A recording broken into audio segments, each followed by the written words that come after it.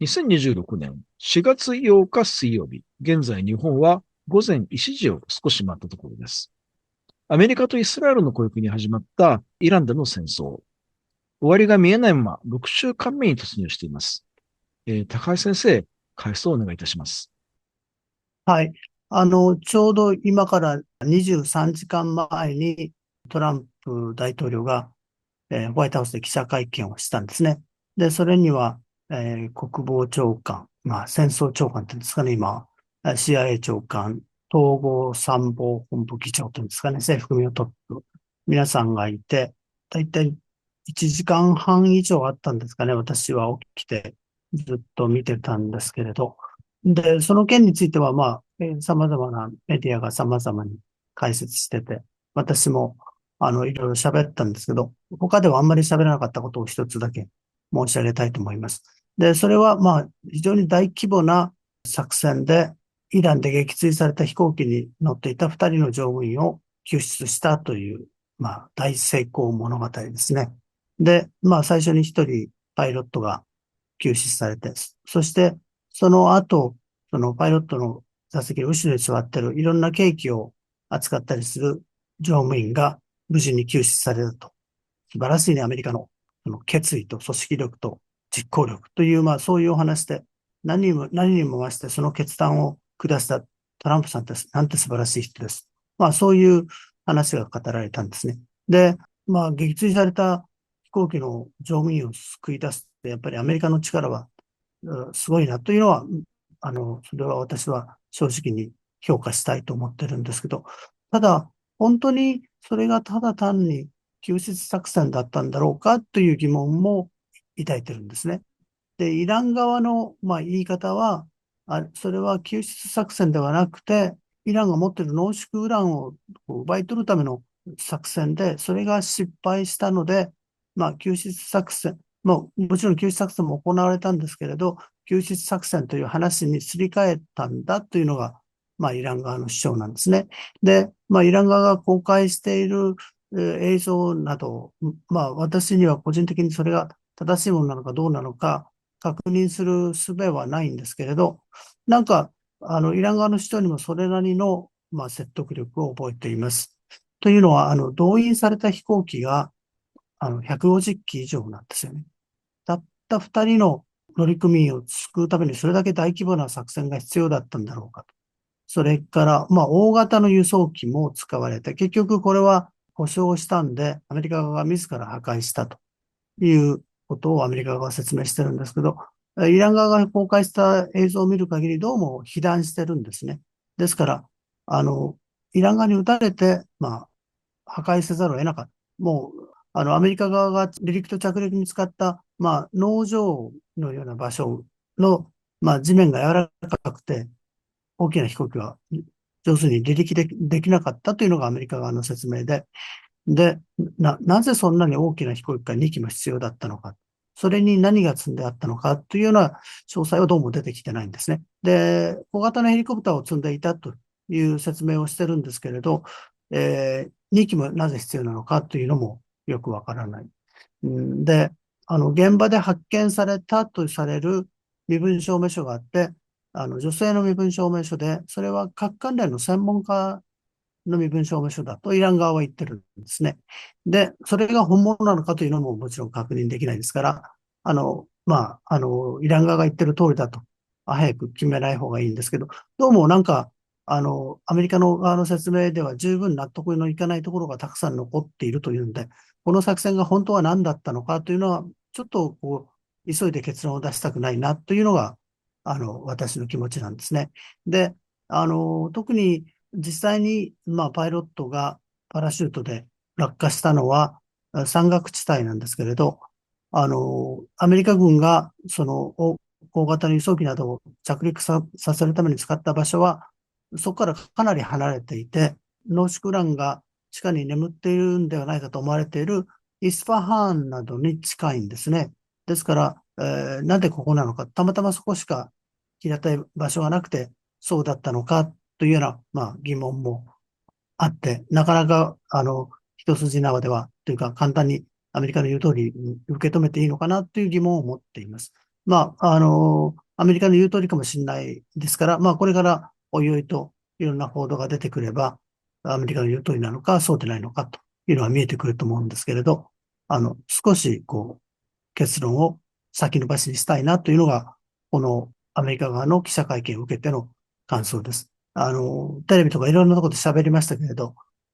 それを十分に話す時間がありませんでしたので、この機会を使って話しておきたいなというのを思っています。それから、アメリカ、イスラエルのイランに対する攻撃は、この救出ドラマ以外にもずっと続いていて、特に、気になるのが、イランの軍事施設、ミサイル関連施設、核関連施設ではなくて、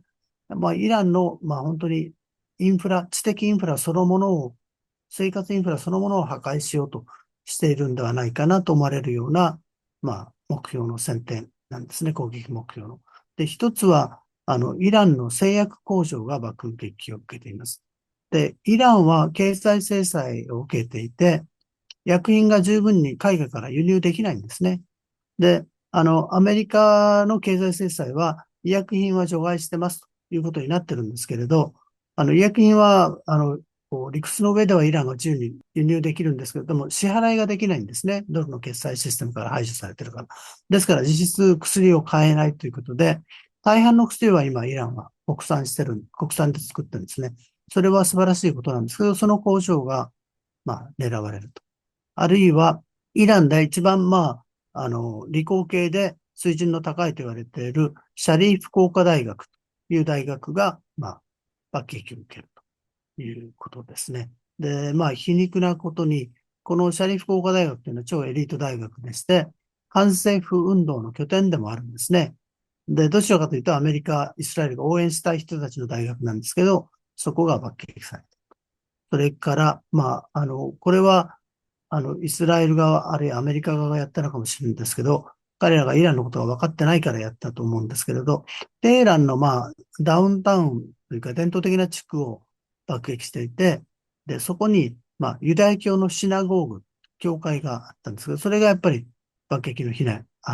にあったんですね。で、テヘランにはいくつかシナゴーグ、ユダヤ教会があるんですけど、もう本当に古い、世界でも有数の古さを誇るシナゴーグがあるんですけど、それが爆撃されたようで、あの、イスラエルによってユダヤ人の宗教施設が破壊されるという、おそらく、イスラエルがやったとすると、とてもアイロリーに満ちた悲劇が起こっていると。こういうことですね。で、イラン側の反撃というのは、やはり依然として、衰えてなくて、ミサイル、ドローンなどで、周辺諸国、そしてイスラエルに対する攻撃を続けてるんですけれど、注目されるのは、この何日かですけれど、巡航ミサイルですね、クルーズミサイルを使い始めたということで、これが何を意味しているのかは、推測するしかないんですけれど、おそらくクルーズミサイルというのは比較的ゆっくり飛びますから、レーダーで捉えて下から撃つのは難しいんですけれど、飛行機の後から上から撃つというのは比較的できるんですけれども、イスラエル側の防空体制が緩んできたと、弱くなってきたというところで、この新しいミサイルを使い始めたのかなというのが推測です。そして、イランからイスラエルに向けて発射されるミサイルの数はあまり変わってないんですけれど、着弾率がだんだん上がってきて、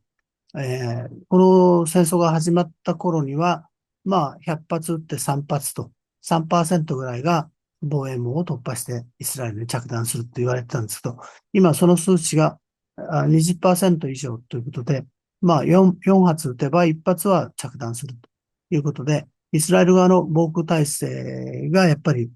あの、だんだんと、弾切れになってきたのかなというのを、想像させるという、こういう状態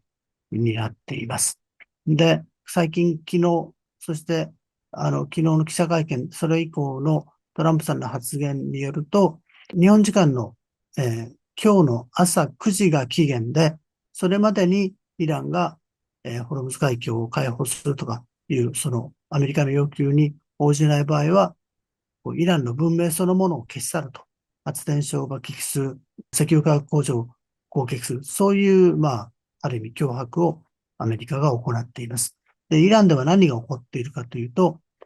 発電所だとか、重要な橋の周りに人が集まって人間の盾になっているということで、こう破壊すればたくさんのイランの民間人を殺さざるを得ないという状況をイラン側が作り出しています。まあ、これが抑止になるのかどうなのかっていうのは、わかりませんけれど、今日の9時、トランプさんが期限を切った時間までにイランとアメリカが合意に達するというのは、ほぼ絶望的な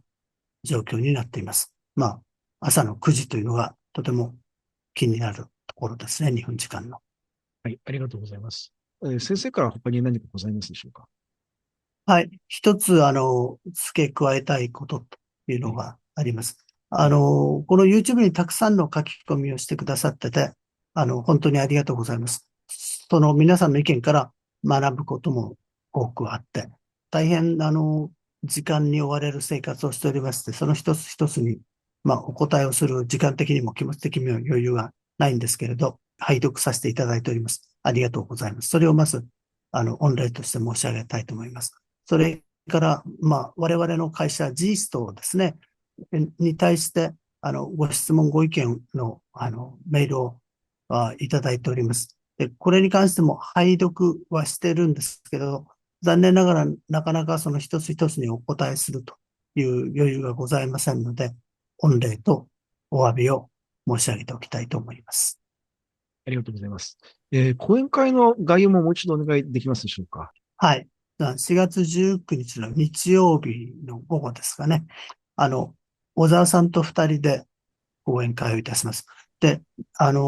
ネットでの講演で、誰でも無料で、まあ、申し込んでいただければ聞くことができるんですけど、いろいろ注意事項もございますので、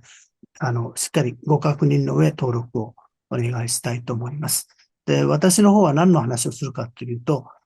これからまだ間がございますので、情勢が動きますので、その段階での最新の私の、まあ、解説ということになろうと思います。小沢さんは何のお話をなさるんでしょうか？そうですね。まあ、ドローンとか、弾道ミサイル、巡航ミサイルですとか、その近辺の話で補足ができればと考えています。